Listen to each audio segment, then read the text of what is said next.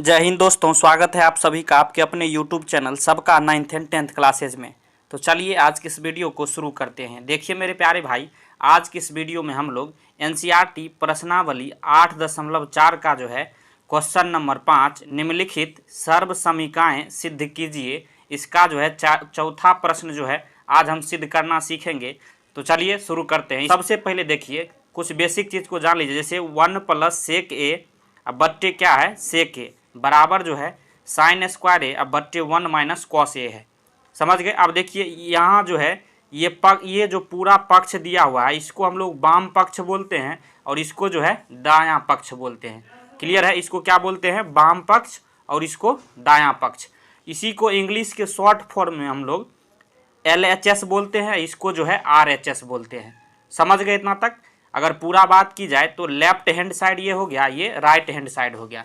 इतना समझ गए। अब देखिए सिद्ध करने का क्या मतलब हुआ, जब LHS को आगे सरल कीजिएगा और जब R इसके बराबर दायां पक्ष के बराबर आ जाए तो सही सिद्ध माना जाता है। क्लियर है। तो चलिए आज हम सीखेंगे। देखिए वाम पक्ष से हम लोग शुरुआत करते हैं।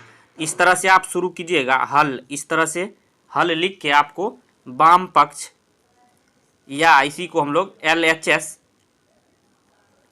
बोलते हैं, इससे आपको वाम पक्ष क्या है, ये जो कंप्लीट बराबर के ये बाईं साइड जो है ये वाम पक्ष हो गया। तो इसको आपको लिख लेना है 1 + क्या है sec a बट्टे में क्या हो जाएगा sec a। समझ गए। ये क्या हो गया, ये वाम पक्ष है। अब आगे जो है इसको जो है चलिए सरल करते हैं। देखिए मेरे भाई एक बात आप देखेंगे, यहाँ जो है 1 + sec a बट्टे sec है, बराबर में आपको जो है सिद्ध क्या करना है साइन और साइन स्क्वायर ए बट्टे 1 - कॉस ए। मतलब इसको सरल करके आपको साइन के फॉर्म में लाना है। तो यहाँ सेक के दिया गया है तो क्या करेंगे, क्या हम लोगों का मेथड होगा, क्या हम लोग करेंगे सेक को जो है आपको कॉस और साइन में किसी तरह से बदलेंगे। तो एक फार्मूला आप जानते हुएगा 1/cos ए बराबर क्या होता है सेक ए। जो फार्मूला आप यूज कर रहे हैं उसको इस तरह से जो है चुकी करके लिख के ब्रैकेट में घेर दीजिएगा, ताकि आपको एक भी नंबर नहीं कटे और देखने वाले को समझ में आ जाए कि इस फार्मूला को आपने यूज किया है। तो 1/cos ए बराबर क्या होता है sec a। तो sec a की जगह क्या रखेंगे 1/cos a। समझ गए। देखिए इस तरह से बराबर का साइन देना है, फिर 1 है तो 1 फिर प्लस और sec a की जगह क्या रखेंगे 1/cos a। इतना समझे कि नहीं आप पहले ही बताइए। इतना समझ गए हैं। अब बट्टा देखिए मेन बट्टा है तो मेन बट्टा दे देंगे, फिर से एक जगह क्या रखेंगे 1/cos a। समझ में आ रहा आपको। अब देखिए इतना करने के बाद आप क्या करिएगा, आप देखिए फिर बराबर का साइन दीजिए। अब देखिए ये जो है 1 बट्टे में कर लेंगे तो ये भिन्न का जोड़ के फॉर्म में आ गया, इसको भिन्न का जोड़ कर लेंगे तो cos a और 1 का एलसीएम क्या हो जाएगा cos a, और ऊपर क्या हो जाएगा cos a और फिर +1 मेन बट्टा देंगे ये बड़ा वाला और नीचे क्या हो जाएगा 1/cos a।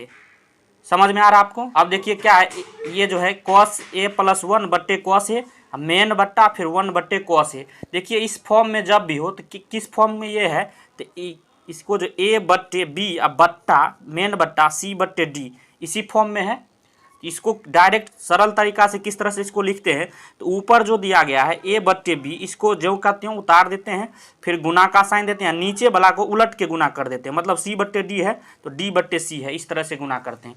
यह आप नहीं इसका बेसिक जान रहे हैं तो मैं लिंक जो है वीडियो के डिस्क्रिप्शन में दे दूंगा, आप वहाँ से जो है सीख जाएंगे। इस पर मैंने बहुत ही बेसिक कॉन्सेप्ट बहुत बेहतरीन ढंग से इस प्रकार के सवालों को समझाया है। तो समझ गए इतना। अब देखिए किस तरह से इसको करेंगे तो ऊपर वाला का ज्यों का त्यों कर देंगे, यानी cos a और फिर +1 और बट्टे क्या हो जाएगा cos a और गुना का साइन देंगे और नीचे को उलट देंगे, मतलब cos a और फिर बट्टे 1 कर देंगे। समझे 1/cos a को उलट के गुना करना है। इतना समझ गए।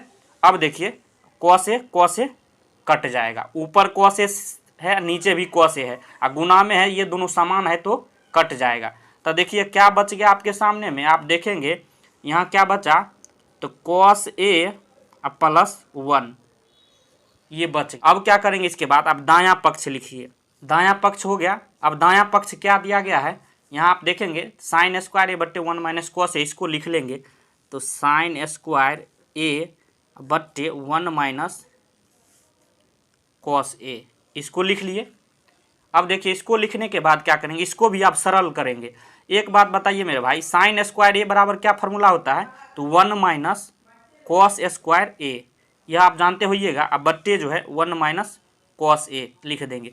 अब देखिए जो फार्मूला हमने यूज किया है किस तरह से, इस तरह से ब्रैकेट घेर लेना है और चुकी करके जो है इस तरह का साइन देके कौन फार्मूला लिखे हैं, तो साइन स्क्वायर ए बराबर क्या होता है 1 माइनस कॉस स्क्वायर ए। इस तरह से जो है आपको जो है लिख देना है। क्लियर है।